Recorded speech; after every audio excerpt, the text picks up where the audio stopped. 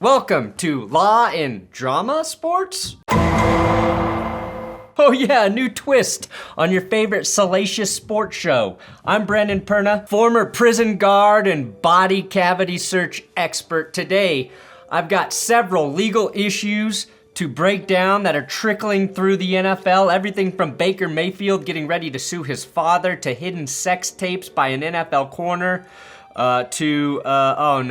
back down to 0 days without an Antonio Brown incident. I have the details on all that, plus I'm going to tell you why Shannon Sharpe officially joining ESPN's First Take actually makes Colin Cowherd a genius. I know, but it's true. Do you have good news for me? You're smiling. I have great news for you. I don't see Geno holding up the AFC Championship, trophy over a Mahomes or a Burrow. Hey, he doesn't even need to watch football because he's gaming the system, and how he's fleecing ESPN and Fox Sports is hilarious. But first, a baker's dozen. $12 million. Baker Mayfield filed a petition against Camwood investment firm, which was founded by his father, James Mayfield. Now, Mayfield is trying to discover if $12 million that he invested has been competently invested, stolen, or misappropriated. Put simply, Baker's trying to see if his dad stole $12 million from him. Wait, is Baker Mayfield's dad actually Brett Favre? Oh my God, this picture makes so much more sense now, allegedly. Now this is money that dates back to 2018, and his father, through his companies, has deprived Baker of any information or documentation of their investments of his money. I'm no expert here, but that money gone. That money fucking gone, Baker. Why do dads hate Baker Mayfield so much? I kind of feel sorry for him. OBJ's dad did him dirty with that infamous lowlight reel. And then his agent got too greedy and had him turn down a reported $30 million per year contract back in 2021 with the Browns when his stock was sky high. Joe Thomas made those claims on his podcast. They were later disputed by Mary Kay Cabot. Regardless of whether an official offer was made, had Baker and his agent been more willing to work with the Browns, he could have been making $25 to $30 million per season with a massive chunk of that guaranteed. Instead, he is taking step one of trying to find where $12 million of his dollars went.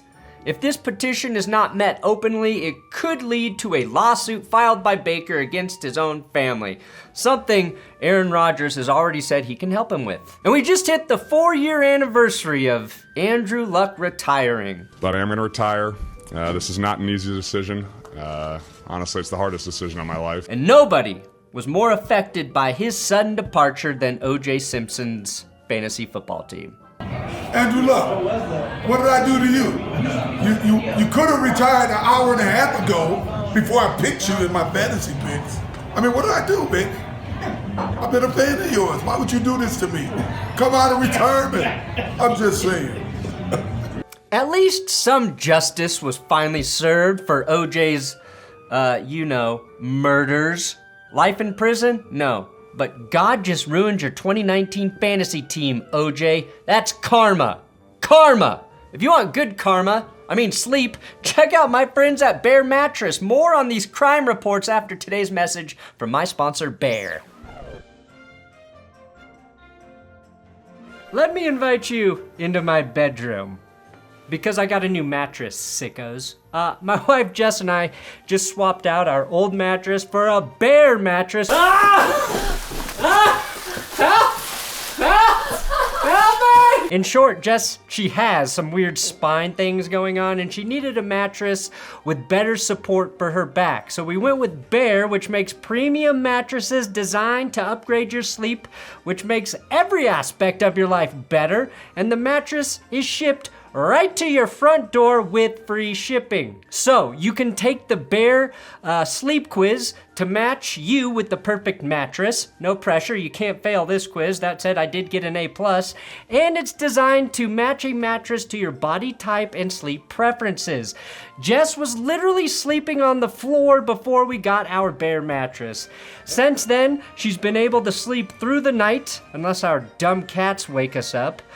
We've had the Elite Hybrid for a few weeks, and I love it. And not just so I can say I've gotten into bed with the bear. A mattress, it's a huge purchase, okay? Sleep is incredibly important to your well-being, so I wouldn't do this sponsor if Bear didn't make a great product. Plus, they give you a 120-night sleep trial to test it out. And if you keep it, it has a lifetime warranty. So right now, use my link below to get an insane 30% off your new mattress with code That's Good. And they're also having a Labor Day sale, which will get you 35% off if you order before you go into Labor Day. Link below, code That's Good for your Bear mattress. Here's a really weird one. Xavian Howard files a motion to dismiss a lawsuit for secret sex videos. Yeah, you heard that right. Xavian Howard has been accused of secretly recording the sacred act of sexual intercourse without the permission of the person he was making love to. The accuser is seeking $100,000, claiming Howard recorded them mid-coitus and then sent the video to another woman to make her jealous after that other woman refused to have sex with Xavian. So the confidence from Xavian is off the charts. Personally, I'd do the opposite. Make sure no woman ever sees how I perform in bed, because if they saw how bad I was, there'd be no chance we would ever have sex. Howard and his attorney have denied any truth to these claims and argued that the lawsuit should be dismissed with prejudice. Whoa, whoa, whoa, whoa. Let's keep race out of this, guys. Just dismiss it. Can we just live in an America where prejudice doesn't exist? Plenty of white guys secretly record sex too, okay? Howard's attorney claims that even if these accusations are true, there are no legal ramifications in the state of Florida for an individual sharing a sex video with another individual, that this would have to be published to support an invasion of privacy. So I have no clue if this lawsuit will stick, and on the surface, it all sounds nefarious. Howard and his attorney also claim that the woman tried to shake him down for millions of dollars before filing the suit. If they can prove that, it will certainly help them. What I do believe is Howard is not boyfriend material. I don't say nothing you don't want your mama to hear. Howard's faced multiple lawsuits, all stemming from women that he slept with. This first lawsuit, it's been dropped, but one woman claimed he knowingly gave her an STD. Howard was also arrested in 2019 for a domestic violence incident, which ultimately led to a lawsuit filed by his former fiancée and mother to his 3 children. So as punishment, I actually order that Xavien Howard anti-secret sex recording PSAs play before the national anthem of every football game this season, and every woman on earth get a text message stating that Howard is a terrible person to have sex with, so don't do it. Don't have sex in the missionary position. Don't have sex standing up. Just don't do it. Promise?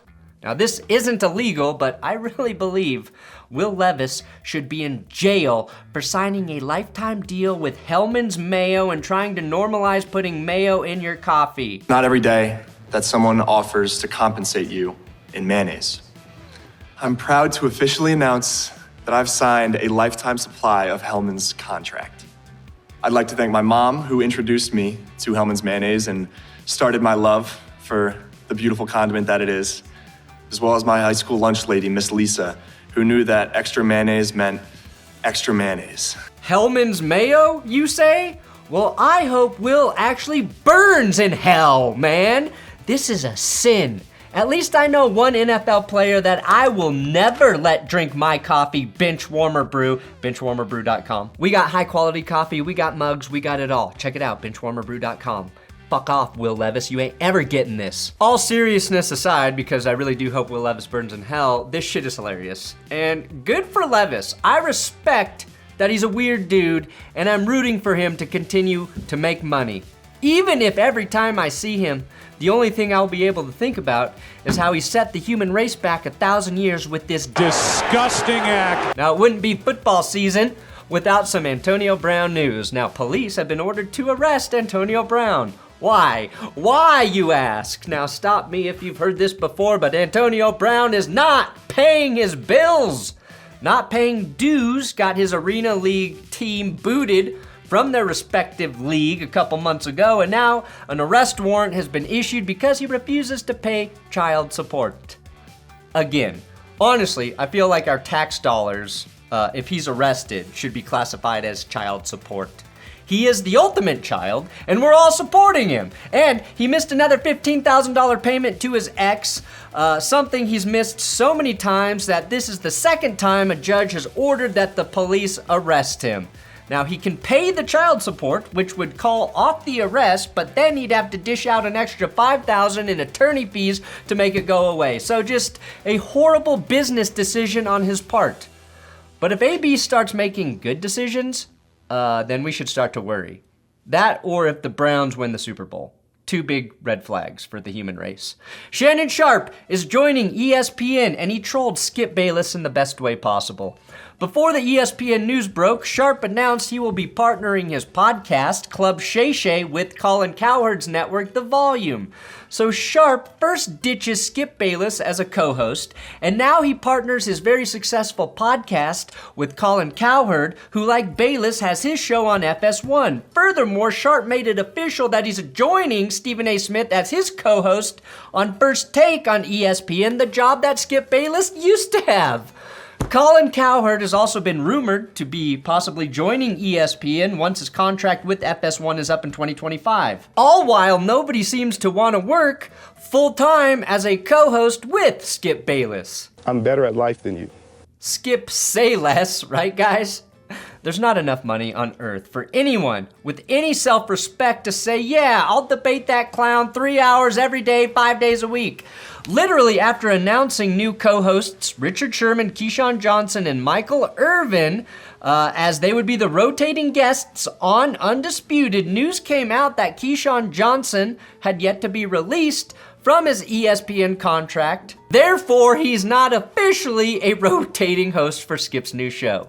Now that's a bit weird, and probably just a formality, as ESPN laid Keyshawn Johnson off during that massive round of on-air talent getting the axe a couple months ago. So not only was Skip Bayless just copying the rotating debate guest format Stephen A. Smith had been rocking on First Take, they couldn't even confirm their crew of hosts before the announcement became official. And according to Marcellus Wiley, execs at Fox are unimpressed with the plan for Undisputed to replace Shannon Sharpe. Even the least creative people on earth are like, this is all you got, Skip? Honestly, I hope Skip Bayless's show just flops, tanks, nosedives, and I usually don't wish that on anyone. But Skip's made his money, he's had a long career, and his shtick and his format are tired. It's time for that shit to just die. Not Skip, the show. Skip actually looks and functions very well for a 71-year-old man. But just like the fact that we don't need 70-plus-year-old politicians. We don't need 71-year-old dudes talking about sports dominated by men in their 20s. I'm in my 30s, and I already feel out of touch. And while many think of Stephen A. Smith as a slightly different version of Skip, which he certainly is at times, personally I think Stephen A. has more to offer in actual sports opinions and commentary, and I think that will be highlighted when he and Shannon Sharpe are together every day. I like that marriage. What sucks about all of this, though, is that we as sports fans are the real losers, right? There's absolutely no creativity at ESPN or at FS1. FS1 had an opportunity to find a viable replacement for Shannon Sharpe or retool the show Undisputed to make it more compelling, more modern. And all they did was hire Michael Irvin, Richard Sherman, and maybe Keyshawn Johnson, a former NFL Network host, Sherman, who has his own podcast, and Colin Cowherd's Volume Network, and a former ESPN host. Literally, no new exciting voice, just recycled shit from the same guys we've already grown tired of. It's the same shit. It's like selling your used Honda Civic just to buy another used Honda Civic from the same fucking year. Cool, they both have CD players I'll never use.